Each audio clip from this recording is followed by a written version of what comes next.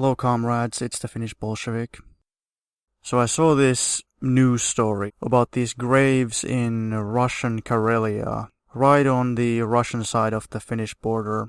And they say that there is this mass grave in the forest. And there's a bunch of bodies in there. And apparently it was discovered in the 90s. They discovered this mass grave and they instantly claimed that it was a mass grave of victims of Stalinism.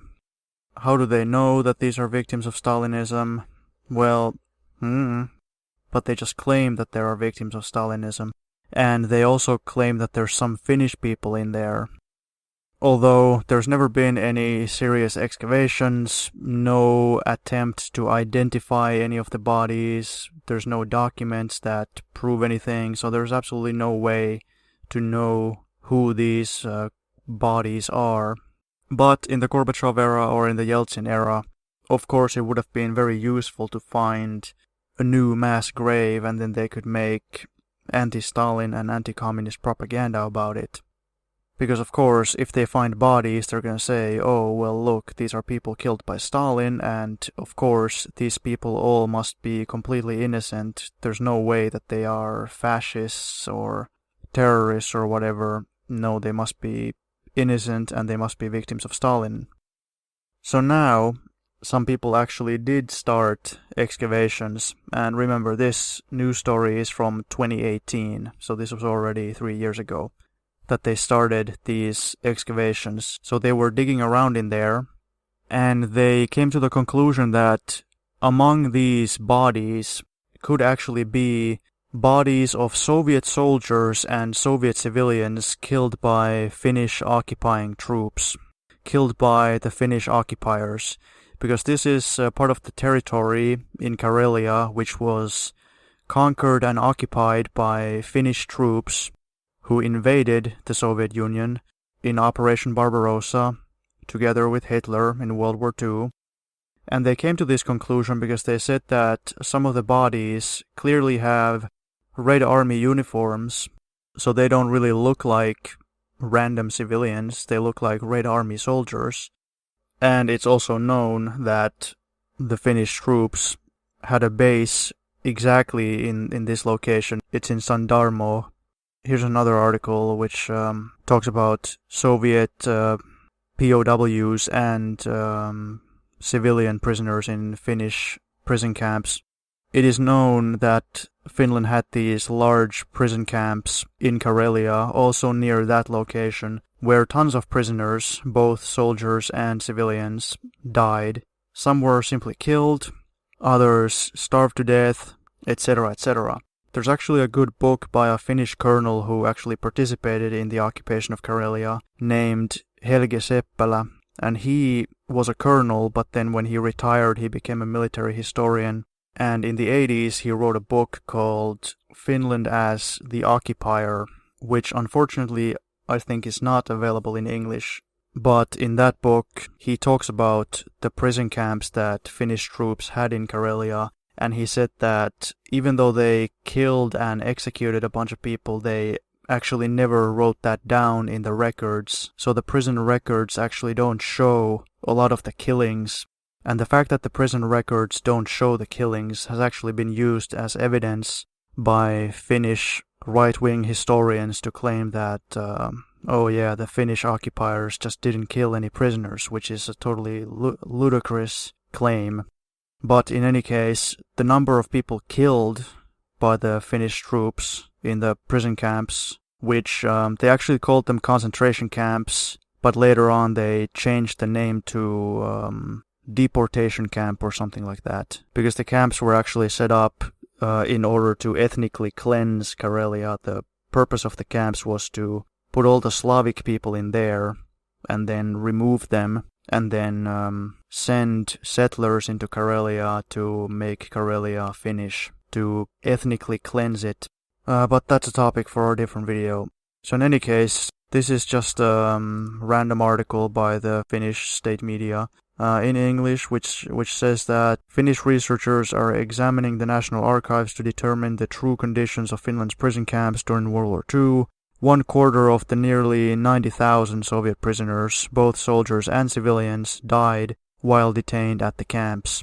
Actually, a recent book came out, I think last year, called The POW Camps of Finland, but I haven't had the time to read that.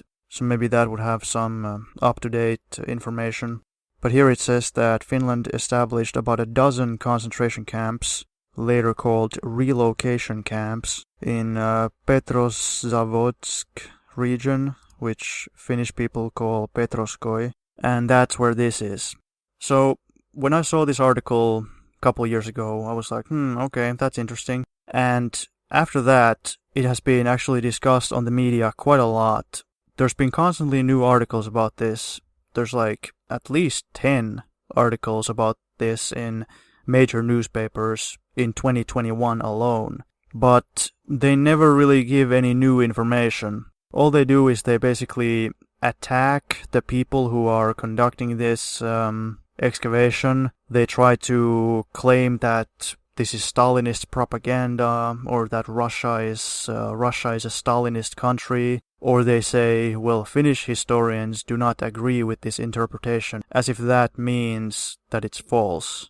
So this has been constantly discussed, but there's never been any factual arguments. It's always just been basically smear tactics, which to me clearly demonstrates that the Finnish government, the Finnish capitalist class, sees this as a potential threat that they have to undermine. There was one article which, I don't know if there's any point in showing it, because they're all the same, but this one article in particular said that Russia is living in a Stalinist reality, meaning that, Russians are just crazy, they're just living in a Stalinist fantasy land. But think about it. They find a random pile of bodies in the forest, nobody knows who they are, they just claim that it's victims of Stalinism. Then some people come and say, it seems that they're wearing Red Army uniforms, and there also was a Finnish concentration camp here, so maybe they could actually be mostly soldiers, but also probably some civilians killed by the Finnish occupiers back when they were occupying this place and they had a concentration camp here. And that is completely just flat out rejected, said, it's ridiculous, no point to even investigate it, blah blah blah. Then they try to undermine the credibility of the archaeologists. They say, these are amateur archaeologists or whatever. Therefore, we can just preemptively reject everything that they have to say. They say that Russia is biased and that Finland somehow is not biased. And what motive would the Russian government have in supporting this kind of thing? Remember, it was the Russian capitalist government that originally had made the claim that these are victims of Stalin. It was the Russian capitalist government. So why would the Russian capitalist government now turn around and say that these are not victims of Stalin? So the Russian government doesn't have any motive to lie on behalf of Stalin. The various other arguments surrounding this whole debacle are pretty convoluted. They say that Putin is somehow connected to the historical association, and the people who are doing the excavations are also members of that historical society, so therefore it's somehow orchestrated by Putin, and other pretty sketchy and tenuous arguments. Even this article actually mentions that the Russian government, including Putin, has actually participated in the memorial services for these victims every year. So there's been memorial services where they say like, look at these victims, these poor victims who have been killed. It's all Stalin's fault, blah, blah, blah. And Putin has been present agreeing with that narrative. But now they're trying to say that Putin is somehow on Stalin's side in this. So this looks a lot like another Katyn massacre type of situation where a mass grave is found and then people argue about, who actually killed the deceased persons, who is actually responsible for killing them. And just like in the Katyn situation, we don't know who the bodies are. We don't really know the number. There's rough estimates. They say that there's probably around 7,000. But there's no way to know. There's no documents that prove anything. They haven't dug up enough of the bodies to really tell.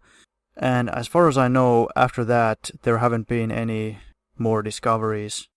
Now, the guy who came up with the theory that these are actually people killed by Finnish troops, he is also not a Stalinist. He's actually an anti-communist as well, and I also don't agree with his interpretation, really.